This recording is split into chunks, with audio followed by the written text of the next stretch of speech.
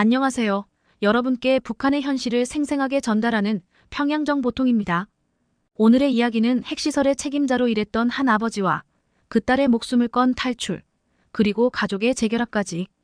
이 사연은 북한 내부에 숨겨진 비밀과 한 가족이 목숨을 걸고 싸운 이야기를 담고 있습니다. 여러분이 상상하지 못했던 북한의 현실, 그 속에서 살아남은 자들의 눈물겨운 투쟁이 지금 시작됩니다. 저의 이름은 김영주입니다. 5년 전에 북한에서 탈북하고 현재 27살입니다. 저의 인생에서 가장 기억에 남는 순간들은 모두 어린 시절에서부터 시작됩니다. 저는 북한의 평양 중심부에서 자랐고 저희 가족은 특권층에 속했습니다. 그 당시 저는 우리가 누리고 있는 이 생활이 특별한 것이라는 사실을 전혀 몰랐습니다. 그저 다른 사람들보다 더 나은 환경에서 살고 있다는 것을 어렴풋이 알고 있을 뿐이었죠. 아버지 김영수는 북한 영변 핵시설의 책임자로 일하고 계셨습니다. 덕분에 저희 가족은 평양의 중심부에 위치한 아파트에서 살 수 있었고 그곳에서 안락한 생활을 할 수 있었습니다. 북한 주민 대부분이 배급 문제로 고통받고 있었지만 저희 가족은 배급 걱정이 없었습니다. 우리는 항상 풍족한 식량을 공급받았습니다. 어머니는 종종 저에게 우리 집이 왜 이렇게 편안하게 살 수 있는지에 대해 이야기하셨습니다. 아버지가 국가의 중요한 일을 하고 있기 때문이라는 것이었죠. 어머니의 설명을 듣고 나면 저는 아버지를 더욱 자랑스럽게 생각하게 되었죠. 제가 어렸을 때부터 우리 가족은 체제의 보호 아래에서 살아왔습니다. 평양의 거리는 안전하고 정돈되어 있었고 사람들은 정부에 충성을 다하며 살아가고 있었습니다. 그때의 저는 평양의 특권적 생활을 당연하게 여겼고 그 속에서 살아가는 것에 대해 큰 의문을 갖지 않았습니다. 저희 집은 늘 따뜻한 밥과 맛있는 반찬으로 가득했으며 종종 고위층 인사들이 우리 집에 오곤 했습니다. 어머니는 그들을 위해 정성스레 음식을 준비하셨고 그들이 떠난 후에는 저에게 그들이 어떤 중요한 사람들인지에 대해 설명하곤 하셨습니다. 어릴 때의 저는 북한의 상류층으로 자란다는 것이 무엇을 의미하는지 제대로 이해하지 못했지만 그때는 그 생활이 당연하다고 느껴졌습니다. 우리 집은 북한 내에서도 특히 안정적인 생활을 누리고 있었기 때문에 북한에서 벌어지고 있는 다른 사람들의 고통이나 체제의 문제를 제대로 알 수 없었습니다. 우리 가족은 평양의 중심부에서 살아가며 안정과 편안함을 누리고 있었죠. 저는 아버지가 자랑스러웠습니다. 아버지는 저에게 항상 국가의 미래에 대해 이야기하셨습니다. 핵기술이 북한을 강대국으로 만들어줄 것이며 그 기술이 곧 북한의 생존과 존립을 보장할 것이라는 믿음이었죠. 저는 그런 아버지의 생각에 동의하며 그분처럼 국가에 기여하는 기술자가 되고 싶다는 꿈을 꾸었습니다. 아버지의 영향으로 저는 김일성 종합대학 원자력학부에 입학하게 되었습니다. 원자력학부에 들어가 과학과 기술을 배운다는 것은 저에게 큰 의미가 있었습니다. 저는 아버지를 닮고 싶었고 그분처럼 북한의 중요한 인물이 되고 싶었습니다. 그래서 열심히 공부하며 미래의 꿈을 키워나갔죠. 그러나 그 당시에 저는 북한의 체제의 문제나 부조리에 대해 거의 알지 못했습니다. 단지 국가에 충성하고 헌신하는 것이 당연한 일이라고만 생각했습니다. 저는 그저 아버지의 뜻을 이어받아 중요한 기술자가 되겠다는 생각뿐이었습니다. 제 주변에서도 모두가 체제에 충성하며 살아가고 있었기 때문에 저는 그것이 자연스럽고 당연한 일이라고 여겼습니다. 그날도 어느 날처럼 평범한 하루였습니다. 저는 김일성 종합대학에서 수업을 듣고 있었고 그날도 다른 날과 다를 바 없었습니다. 하지만 그날 충격적인 소식이 들려왔습니다. 영변 핵시설에서 사고가 발생했다는 소식이었죠. 처음에는 그저 소문일 뿐이라고 생각했습니다. 북한에서는 사고가 발생해도 공개되지 않도록 철저히 관리되기 때문에 대부분의 사고 소식은 과장된 소문으로 치부되었습니다. 그러나 시간이 지날수록 소문은 사실로 드러났습니다. 그리고 곧이어 아버지가 그 사고에 연루되었다는 소식이 전해졌습니다. 저는 그 소식을 듣고 믿을 수 없었습니다. 아버지는 항상 국가를 위해 헌신하는 사람이었고 그가 위험에 처할 것이라고는 상상조차 하지 못했기 때문입니다. 아버지는 영변 핵시설의 책임자로서 그곳에서 벌어지는 모든 일들을 지휘하는 위치에 있었습니다.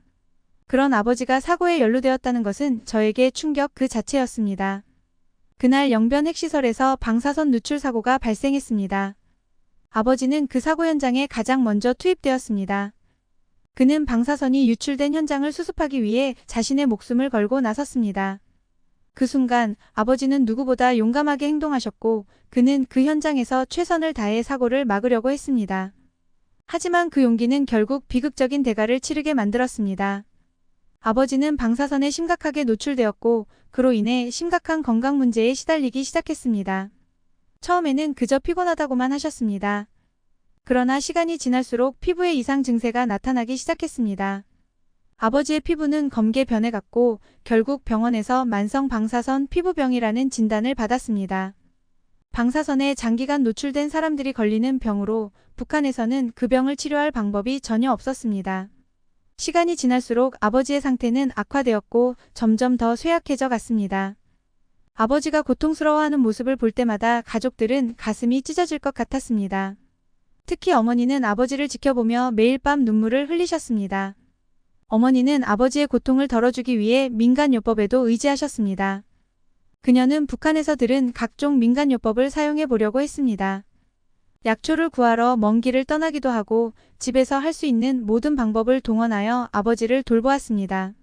어머니는 아버지의 상태를 조금이라도 나아지게 하려고 약초를 끓여서 드리기도 했고 침수를 시도해 보기도 했습니다. 하지만 그런 시도들은 아버지의 상태를 더 악화시키기만 했습니다.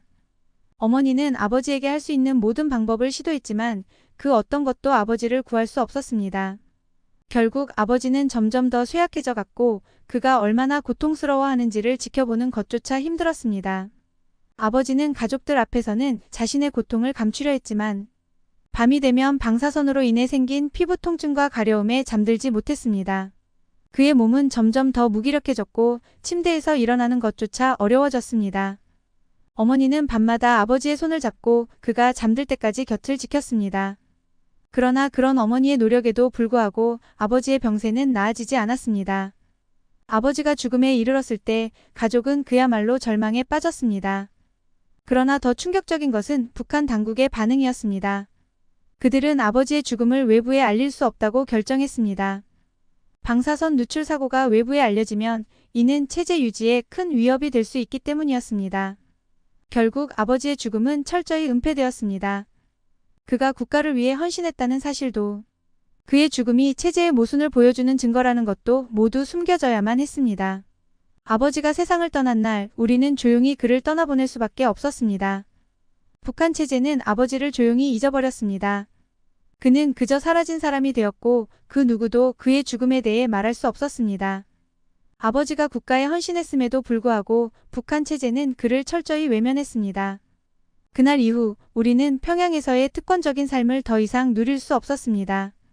아버지가 돌아가신 후 저희 가족은 하루아침에 모든 특권을 잃었습니다. 평양 중심부에서 살던 우리는 중국 국경과 가까운 회령으로 강제 이주되었습니다. 회령은 북한 내에서도 가장 열악한 환경을 가진 도시 중 하나였습니다. 그곳에서의 생활은 우리가 그동안 경험했던 것과는 완전히 다른 현실이었습니다. 회령에 도착한 날 우리는 그곳이 얼마나 열악한 환경인지를 바로 실감할 수 있었습니다. 전기도 자주 끊기고 식량 배급도 거의 없었습니다. 저희 가족은 이제 더 이상 안락한 생활을 누릴 수 없었고 그저 생존을 위해 오로지 굶지 않기 위해 일해야 했습니다. 어머니는 그 사실을 받아들이지 못하고 매일 눈물을 흘리셨습니다. 어머니는 지병으로 인해 점점 더 건강이 악화되었습니다. 저는 이제 더 이상 김일성 종합대학에 다닐 수 없었고 핵기술자가 되겠다는 꿈은 완전히 사라져 버렸습니다. 모든 것이 무너진 순간 저는 더 이상 미래를 꿈꿀 수 없는 사람이 되어버렸습니다. 저는 결국 기차에서 중국에서 건너온 물건을 팔기로 결심했습니다. 가족을 부양하기 위해서는 어떤 일도 마다할 수 없었죠. 그 당시 북한에서는 비공식적인 상거래가 철저히 금지되어 있었지만 저는 기차에서 물건을 팔며 생계를 이어나갔습니다. 그렇게 하지 않으면 가족을 먹여 살릴 방법이 없었기 때문이죠. 회령에서 청진으로 가는 기차는 그야말로 전쟁터나 다름없었습니다. 기차 안은 언제나 사람들로 붐볐고 각종 밀수품과 생필품을 파는 상인들이 자리를 차지하고 있죠. 물건을 사고 파는 사람들 사이에는 항상 긴장감이 감돌았으며 특히 정부에서 파견한 단속반은 기차 내 상인들을 엄격히 감시하고 있었습니다. 기차에서 장사를 하다 보면 단속반과의 충돌이 빈번하게 발생하곤 했습니다. 어느 날 기차에서 물건을 팔고 있던 도중 단속반이 들이닥쳤습니다. 상인들은 재빨리 물건을 숨기거나 기차에서 뛰어내리려 했지만 이미 단속반은 많은 사람들을 붙잡아 끌고 나갔습니다. 저는 그때 다른 상인과 말다툼을 벌이던 중이라 미처 도망칠 준비가 되어 있지 않았습니다. 다른 상인이 저의 자리를 차지하려 하자 우리는 서로 치열하게 싸우기 시작했거든요. 기차 안에서 벌어진 상인들 간의 다툼은 그날 단속반의 관심을 끌었고 결국 저는 체포될 위기에 처했죠. 단속반은 싸우는 우리를 분리시키려 했고 저는 순간적으로 기차에서 탈출하기로 결심했습니다. 저는 기차 문을 열고 몸을 밖으로 던졌습니다. 차가운 강물로 뛰어내린 저는 모든 것이 끝났다고 생각했지만 그때 기적이 일어났습니다. 그곳에서 선교활동을 하시며 북한 탈북민을 도와주는 한국인 목사님이 저를 발견하고 구해주셨습니다. 목사님은 제가 강가에서 의식을 잃어가던 순간 저를 발견하고 구해주셨습니다. 목사님이 아니었더라면 저는 그날 차가운 강물 속에서 생을 마감했을지도 모릅니다. 목사님은 저를 따뜻하게 보살펴 주셨고 저에게 자유로운 삶에 대해 이야기해 주셨습니다. 목사님은 저를 보살펴 주셨고 제가 살아온 모든 이야기를 차분히 들어주셨습니다. 아버지의 죽음과 가족이 겪고 있는 고난에 대해 말씀드렸습니다. 목사님은 저에게 탈북을 제안하셨습니다. 처음에는 두려웠습니다. 새로운 세상에 대한 두려움과 함께 북한을 떠난다는 것은 제가 살아온 모든 것을 버리는 일처럼 느껴졌기 때문이었죠. 그러나 목사님은 저를 설득하셨습니다. 자유가 없는 삶은 더 이상 삶의 의미가 없다고 말씀하셨습니다. 그 말은 저의 마음을 깊이 울렸습니다. 저는 결국 탈북을 결심하게 되었습니다. 그러나 혼자만의 탈출은 의미가 없었습니다. 저에게는 돌봐드려야 하는 아프신 어머니가 있었습니다. 저는 어머니와 함께 탈북하기로 결심했습니다. 가족을 남겨두고 혼자만 탈출하는 것은 남겨진 가족이 견뎌야 하는 고통을 알기에 망설였더니 목사님은 내가 먼저 탈출한 후 자리를 잡고 그 후 어머니를 탈북시키기 위한 계획을 세밀하게 설계했습니다. 계획을 철저하게 세워도 실제 탈출하는 과정은 위험하지만 전 목사님 말씀을 믿고 제가 먼저 탈출하기로 하고 목사님의 적극적인 도움을 받아 탈출을 감행했습니다. 저는 목사님의 도움으로 중국을 거쳐 한국으로 탈출하는 데 성공하였습니다. 하지만 한국에 도착한 저는 기절하는 줄 알았습니다. 몰래 한두 번 본 남한 드라마로 어느 정도 알고 있다고 생각한 남한은 공항에 도착한 순간부터 어안이 벙벙하여 제대로 걸을 수조차 없었어요. 깨끗하고 정갈하며 편안하게 일상을 즐기는 사람들과 크고 화려한 공항에서 정신이 나가버렸습니다. 딱 보는 순간 한눈에 사람 사는 세상이 아닌 천국 같았죠. 세상에 이런 세상도 다 있구나. 벌어진 입을 다물 수가 없었죠. 그러나 앞으로 놀랄 일이 산적해 있는 줄 이때는 알지 못했습니다. 하나원에서의 생활은 참 좋았어요. 대한민국 국민으로 살아가는데 필요한 교육을 서울말씨의 간질간질한 말로 상냥하고 친절하게 알려주었어요. 저는 한국에서 적응하며 어떻게 돈을 벌어야 할지 몰랐습니다. 자본주의 사회는 저에게 너무나 낯설었습니다. 저는 하루에 3가지 일을 동시에 하며 돈을 벌기 시작했습니다. 어머니를 북한에서 탈출시키기 위한 자금이 필요했기 때문이죠. 공장에서 일하고 식당에서 서빙하고 청소도 했습니다. 저는 죽을 각오로 일했습니다. 제가 번 돈은 모두 북한에 있는 가족에게 송금되었습니다. 어머니를 탈출할 수 있도록 돕기 위한 자금이었죠. 탈북에는 많은 돈이 필요합니다. 탈북 브로커와 접촉하는 데서부터 안전한 경로를 찾는 일까지 모든 과정의 비용이 필요합니다. 저는 하루도 쉬지 않고 일했지만 피곤하지 않았고 부지런히 돈을 모아 그 돈을 통해 어머니가 무사히 탈출할 수 있기를 간절히 바랐습니다. 그리고 마침내 그날이 다가왔습니다. 어머니가 목사님의 탈북 루트를 통해 탈출을 시도하는 날이었죠. 그들은 압록강을 건너 중국으로 넘어가야만 했습니다. 압록강을 건너는 일은 언제나 목숨을 건 도전이었습니다. 그 과정에서 발각되면 고문이나 처형이라는 끔찍한 결과가 기다리고 있었기 때문입니다. 저는 한국에서 어머니의 안전한 탈출을 기다리며 하루 종일 불안에 떨고 있었습니다.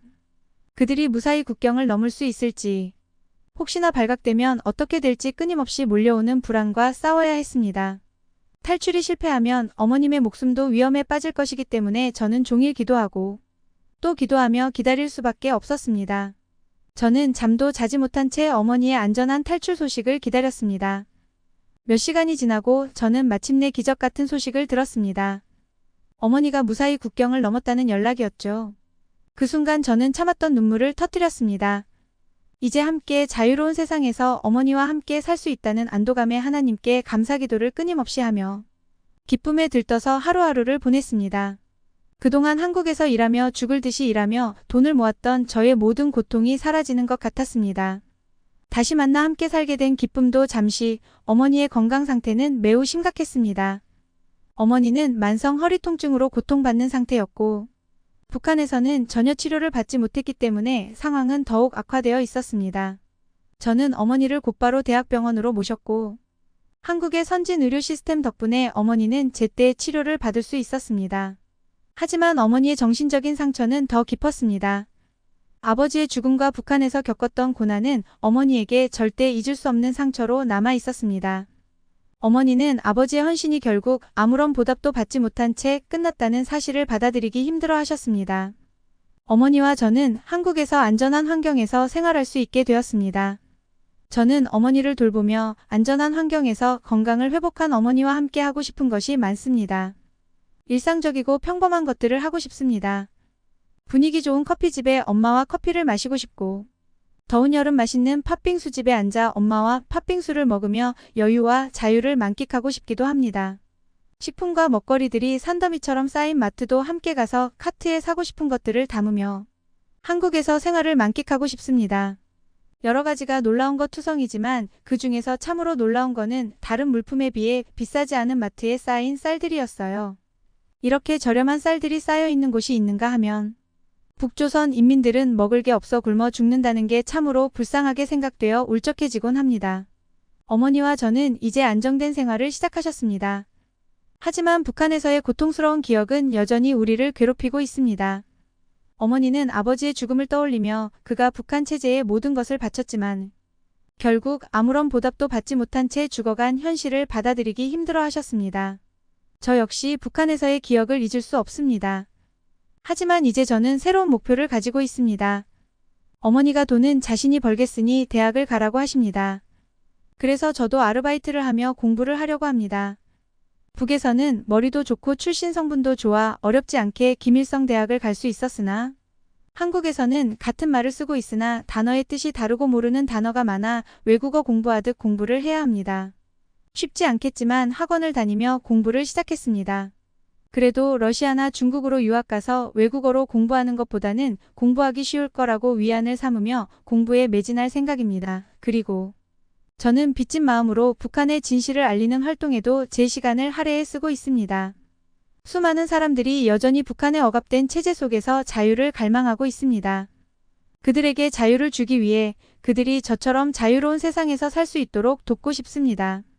그러기 위해서는 제가 공부를 더 많이 해야겠다고 결심한 이유이기도 합니다. 북한에 남아있는 많은 사람들이 언젠가는 저처럼 자유를 찾을 수 있기를 간절히 바랍니다. 그들이 자유로운 세상에서 살아갈 수 있도록 저는 계속해서 노력할 것이며 그들을 위해서라면 아무리 힘들어도 포기하지 않을 것입니다. 이것이 바로 북한 핵시설 책임자의 딸이 겪은 숨겨진 이야기였습니다. 그녀의 삶은 결코 평범하지 않았고 탈북 후 가족을 구해내고 한국에서 새로운 삶을 일구어 나가는 김영주의 이야기가 여러분의 가슴에 깊은 울림이 되었기를 바랍니다. 오늘도 평양정보통과 함께 해주셔서 감사합니다. 여러분이 이 이야기를 보고 북한의 현실에 대해 더 깊이 생각해 주시길 바라며 앞으로도 더 많은 이야기를 전해드리겠습니다. 가까운 지인과 영상 공유도 부탁드리며 구독과 좋아요, 알림 설정은 평양정보통 운영에 큰 힘이 됩니다. 다음에 또 만나요.